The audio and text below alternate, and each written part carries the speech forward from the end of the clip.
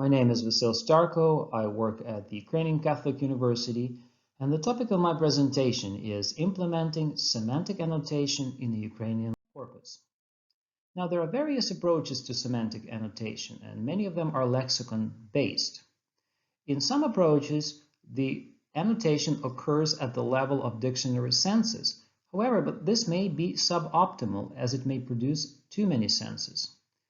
Until now, there were no publicly available large-scale resources and tools for processing Ukrainian language text at the semantic level.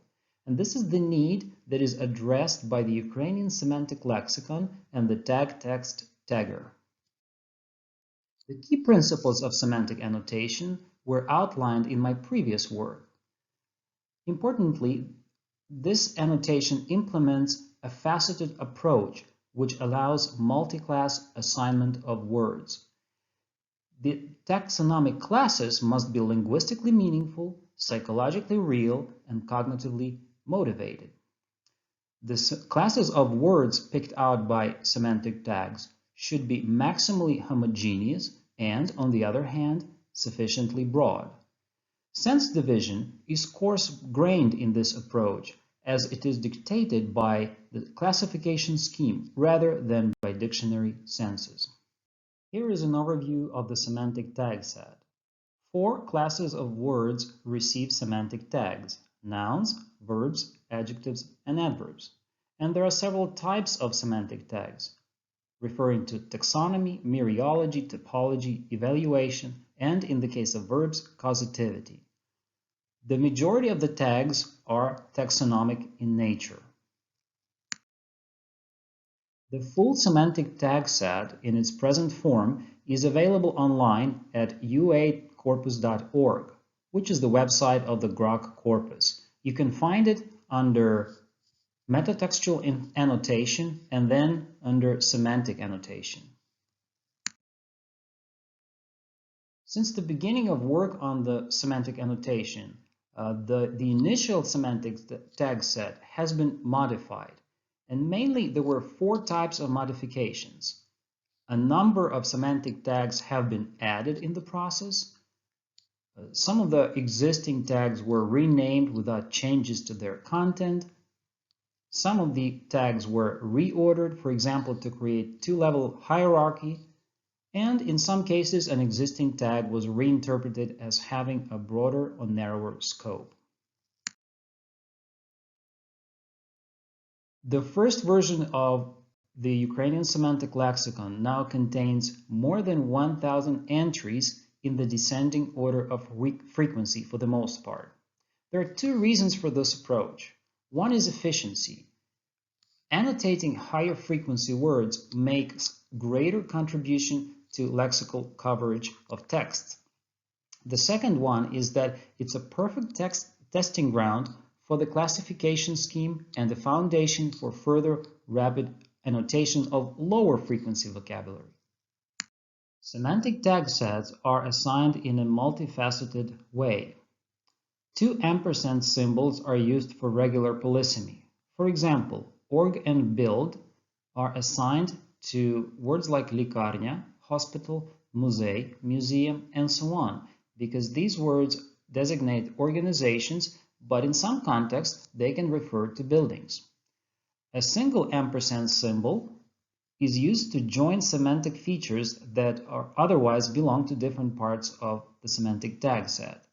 For example, words like хвилина, minute, година, hour, and so on are assigned this sequence of tags where period and unit mean that these words refer to a period of time and at the same they serve as units of time. Here are a few examples of entries from the lexicon representing different parts of speech. Note that the word holova has 2 entries marked as XP1 and XP2. The first entry refers to holova as the person, and the second one covers the inanimate senses of the word. The semantic tags are assigned in this way. The sequence begins with number 1. Numbers designate senses. And then the first sense is described. In the case of holova in the inanimate, meaning the first sense is conch body part, meaning it's a concrete noun describing part of the body. The second sense, abst ment, means that it refers to mental abilities and it's an abstract noun. And the third sense, abst unit, means that it is used as a unit, the same as in English, for example, 30 head of cattle. And in the same way, adjectives, adverbs, and verbs are assigned sequences of tags representing their different senses. Semantic annotation in the USL is coarse-grained, and to get a better idea of what this means in practice, let's look at the table showing the number of senses in the USL and a monolingual dictionary of Ukrainian for the 4 words from the previous slide. As you can see, the number of senses in the monolingual dictionary is higher for holova, ostanyi, and especially the verb взяти, to take. But in the case of Vashko, the number of senses in the USL is slightly higher. And this is a typical picture. And this table does not take into account multiple shades of meaning from the monolingual dictionary, which in some cases may be treated as separate senses in a formal approach. In the process of annotating words for the USL, I found that spectral pairs are best annotated together, regardless of frequency, because in most cases these pairs share the same semantic tags. Also, close-knit semantic clusters of words can be identified and quickly annotated as a group based on one core high-frequency word. For example, the verb думати, to think, is described as referring to mental activity and is non-causative. And there are a total of 49 derivationally related words in this group, of which 40 were assigned the same sequence of semantic tags. This is an illustration of how a number of words in a cluster can be quickly and consistently annotated based on one keyword. The USL now has a little fewer than 1,200 entries, a total of 2,147 senses, which gives 1.8 senses per entry. And 50% of the entries in the USL have one sense, which means that they are unambiguous. So in general, the level of ambiguity in the USL is fairly low. And we're talking here about highest frequency vocabulary. Now, as I move down the frequency list, I expect the number of average senses per entry to decrease. Semantic annotation was implemented in the general regionally annotated corpus of Ukrainian, GROK. Version 10 of the corpus has 652 million tokens. In general, GROK is morphologically tagged by the tagger called tag text. This tagger uses Vesum, a large morphological dictionary of Ukrainian. And now for the purpose of semantic tagging, the tagger was updated to perform both morphological and semantic tagging in one pass. So a user using this one-line command can have his or her text tagged at the morphological and semantic level. The tagger draws semantic data from the USL, which is stored on GitHub. Here is an example of a simple semantic query in GROK using the Bonito Crystal interface. Using CQL, the Corpus query language, we can build a search query by using the operator semtag.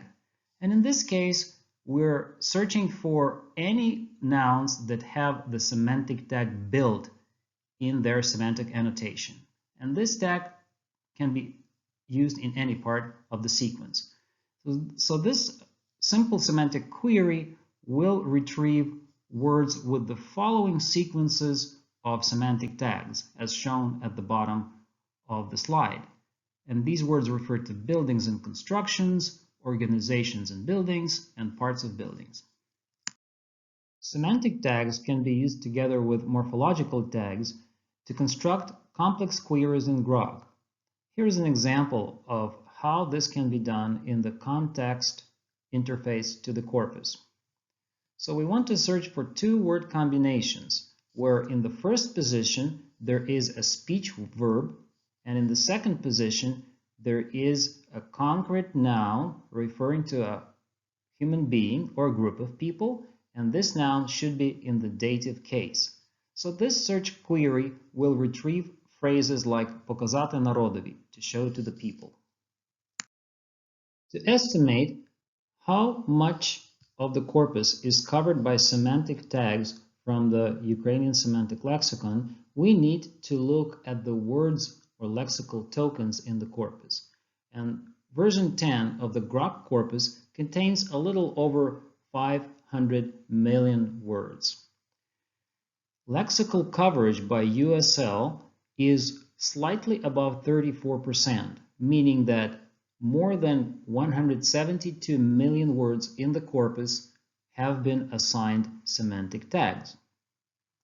It should be noted that some high-frequency classes of words, such as pronouns, conjunctions, and particles, are outside of the scope of semantic annotation. And these high-frequency words account for around 30% of words in the corpus. So this means that the theoretical ceiling for semantic coverage is 70%, and USL already reaches nearly half of this theoretical maximum. To sum up, the semantic tag set has been revised and now contains more than 270 tags. The Ukrainian semantic lexicon has over 1,000 lemmas. The annotation is coarse-grained with 1.8 sensors per entry. The tag text tagger now performs both morphological and semantic tagging. Lexical coverage of Grok by USL is over 34%. Now purely semantic and complex search queries can be run in Grok via multiple interfaces. In the future, I plan to expand the USL by adding high-frequency vocabulary and quickly annotating semantic clusters of words. Thank you for your attention.